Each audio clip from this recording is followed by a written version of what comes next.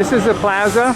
This is David Epstein. He's the author of Gemstone Dealer and How to Deal with One. We're in Pieplo Tony. This is a central square, and we're going to walk around and we'll see some stones later on. But this is the center of an awful lot of the cutting and the distribution of Brazilian stone. General part of the square. I'm going to go down into the gem area where there's a lot of dealers. And of course there's other things available too, hobbyists, what have you. An awful lot of the colored stones around the world are Brazilian, historically. The state that it's in is called Rio Minas, means governor of mines. So there are numerous mines, operating, amethyst, what have you. Holy smokes, I asked for an amethyst and he gave me an amethyst. Okay, citrine, ametrita, amethysta, citrine, tourmalina. Hey, citrine, amethysta. See. Hey, citrine. Okay, they have some big citrines here.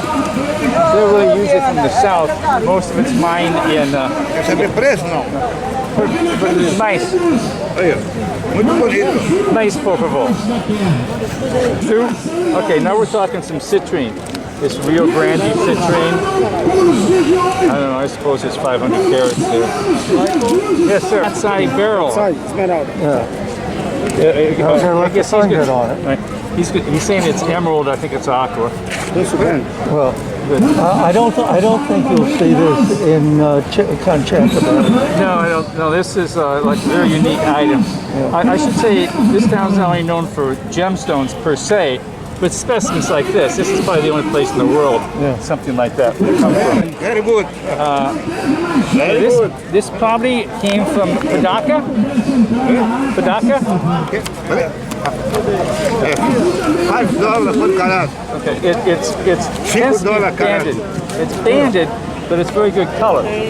It's also known for specimens, but it's not so much we're interested in. $5 carat. Oh, okay. Now here's some quartz, smoky quartz. Oh my holy smokes! Look at that emerald, folks. Yeah, I don't think you'll see that in Bangkok. No, I don't think you're going to see that. That is one huge emerald. What are you going to do with something like? What's the asking price on something 91 like this? carats. 91 carats. What's the asking price on it? 250 por quilate.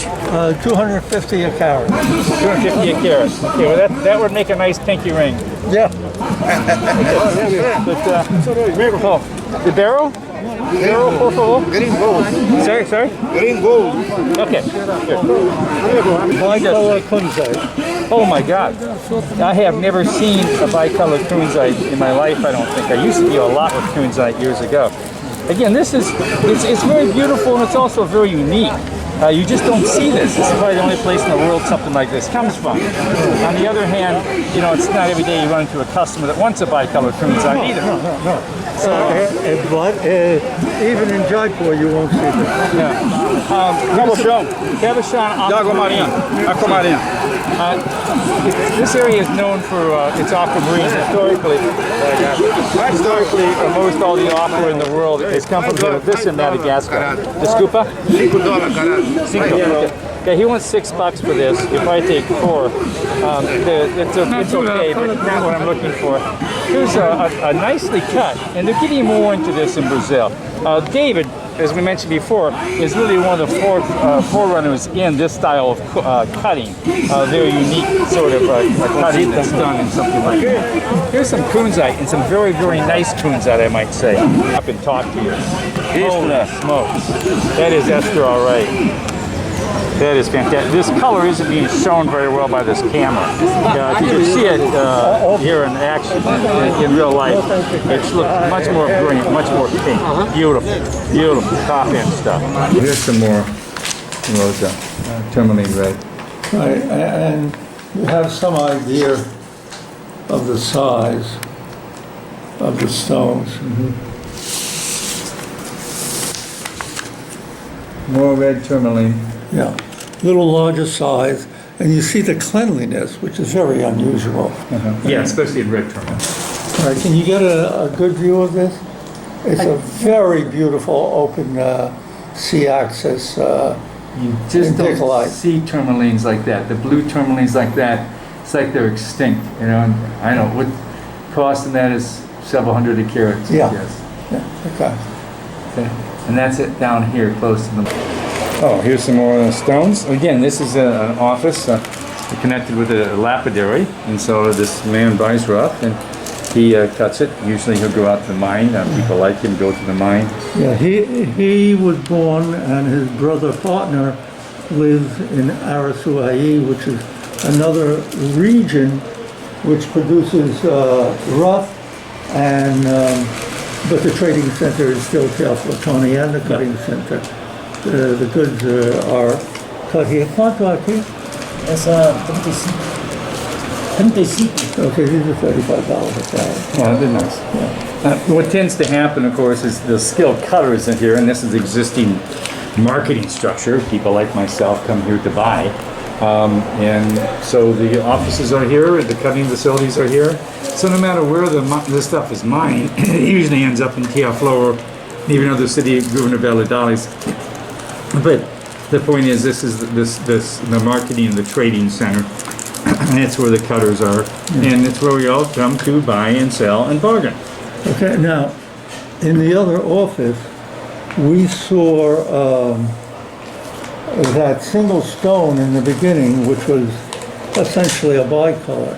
And it was there because they have a customer who wants a heart shape. Well, the groove in the heart will be put in that stone here in Teoflotone right away, because the facilities are here and they're usually not in other places. Okay. The person wants a heart shape. Well, you have a fat pear. Yeah, Well, it's right. easy to make a fat pear into a pear shape, assuming you have a lapidary access to it. Bicolors have really gone up a lot. They're very rare, and the Chinese have really been fairly. Have you noticed the Chinese buyers coming here, especially with bicolors? Very much, but not this past year. I think there are one or two Chinese people who came during the pandemic. And yes, they very much like tourmaline and they like bicolors. And there's a historical reason for that, which was explained to me by a Chinese customer of mine. I might as well give you the reason, you can put it in there. All right. The last empress in China, all the stones that were in the ground belonged to the emperor. If any were taken out and not given to the emperor, the penalty was death. So there wasn't much gem mining. They traded stones, which, you want to take a bit of they traded stones which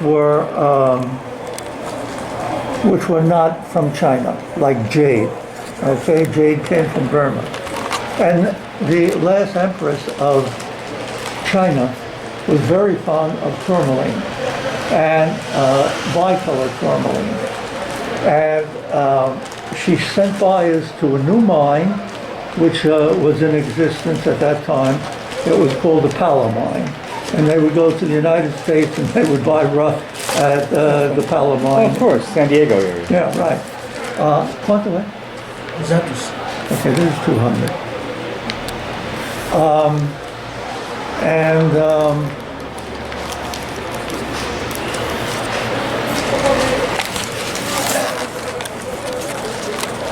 So the last empress was very fond of bicolors, and that kind of spelled out in the culture.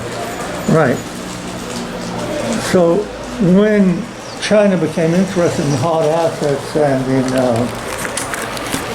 gemstones again, tourmaline were very much what they were looking for, virtually all in the beginning, and they also were paying enormous prices for over dark stuff, because in jade, the darker it is, the better. Okay.